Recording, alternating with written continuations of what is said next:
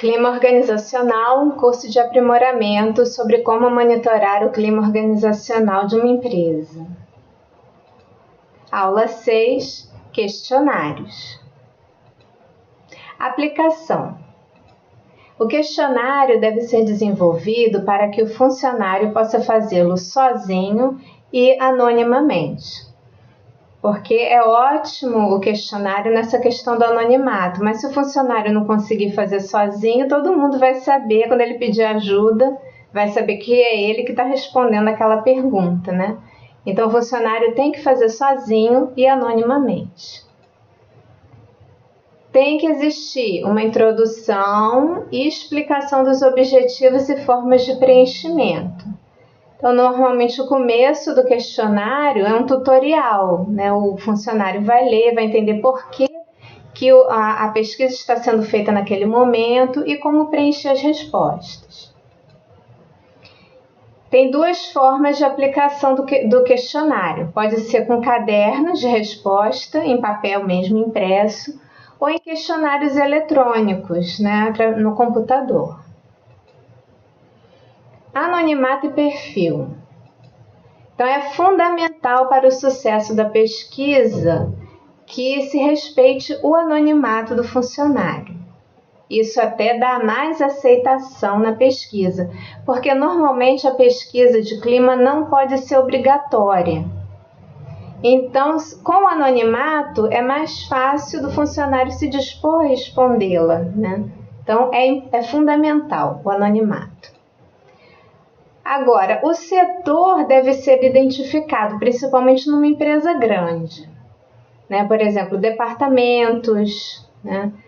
Às vezes filiais podem ser também discriminadas, identificadas no questionário, para facilitar o entendimento também dos resultados obtidos, né? Agora, é possível também que gênero, idade, nível hierárquico e tempo de empresa também possam ser identificados. Mas isso fica a critério mesmo de cada empresa, né? Se vai fazer essa identificação ou não. Por exemplo, de gênero, às vezes é complicado. Se numa empresa a maioria dos funcionários são homens, vai ficar mais fácil de identificar as mulheres. Então, talvez não seja tão anônima assim o questionário, a pesquisa, né?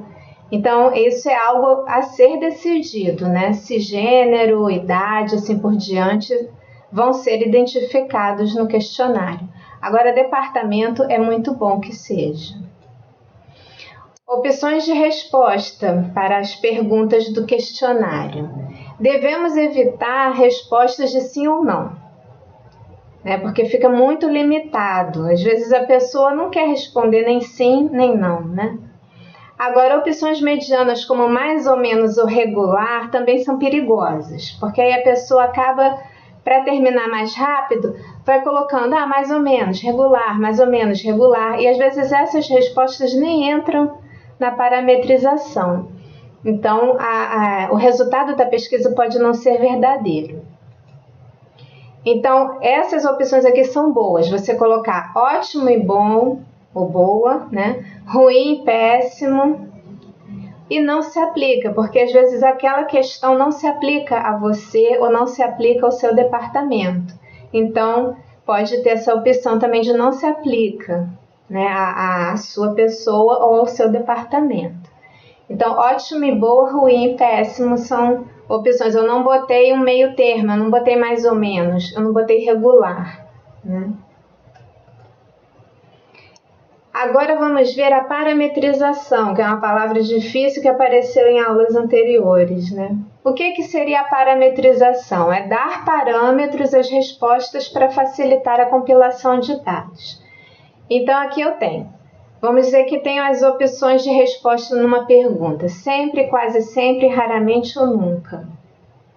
Então, se eu não dou parâmetros para essas respostas, no meu relatório eu vou ter que botar assim: tantos por cento responderam sempre, tantos por cento responderam quase sempre, tantos por cento responderam raramente, tantos por cento responderam nunca. Fica um relatório complicado, chato de ler, né? Difícil de visualizar. Então, a gente dá parâmetros para as respostas. Por exemplo, sempre e quase sempre são respostas positivas, né? Dependendo da pergunta, claro, né? E raramente, nunca, a gente poderia colocar com parâmetro negativo. Então, é óbvio que você tem que ver qual é a pergunta, né? Então, eu vou dar um exemplo aqui de pergunta.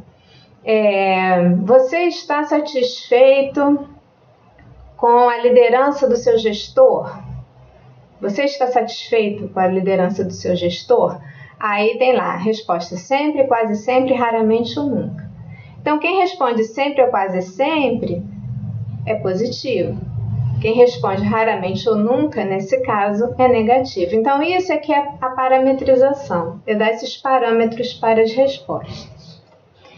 Então, vamos ver isso na prática, uma atividade. Então, numa empresa com 500 funcionários, tivemos as respostas sobre salários. Então, ótimo, 47%, satisfatório, 38%, ruim, 10%, péssimo, 5%. Então, os parâmetros para cada resposta são: ótimo e satisfatório é positivo, o funcionário está satisfeito com o salário. Ruim e péssimo é negativo, o funcionário não está satisfeito com o salário. Então, a minha pergunta é: qual é o número de funcionários insatisfeitos com os salários? Então, quem é que está insatisfeito? O que está negativo? É ruim e péssimo. Então, vamos lá. Ruim 10%, péssimo 5%. Então, insatisfeitos, nós temos 15% dos funcionários. Mas a minha pergunta não foi a porcentagem de funcionários insatisfeitos. A minha pergunta foi o número de funcionários insatisfeitos. A gente sabe que é 15% e a gente sabe que a empresa tem 500 funcionários. Então, vamos ver como que nós fazemos isso?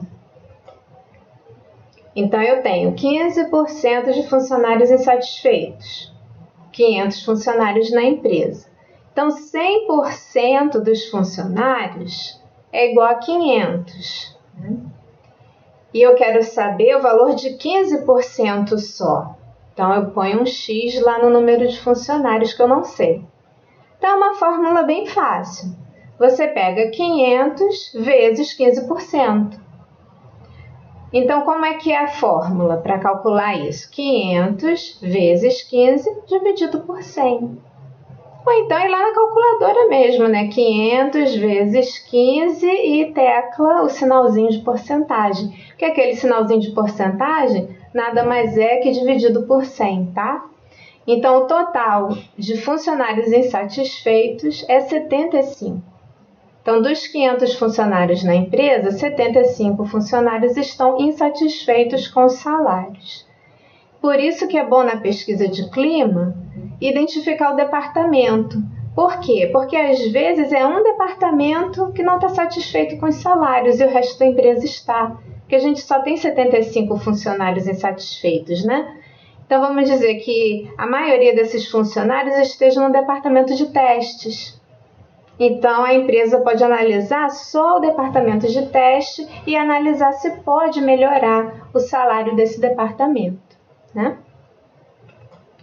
Então, acesse o curso Clima Organizacional para mais atividades. O site é monitorarclimaorganizacional.blogspot.com.br. Não esqueça de assinar o canal Liana Ribeiro no YouTube. E se você está gostando desse vídeo, né, ou gostando do curso, ou gostou desse vídeo, compartilhe com os seus amigos, tá bom? Então, até logo e até a próxima aula.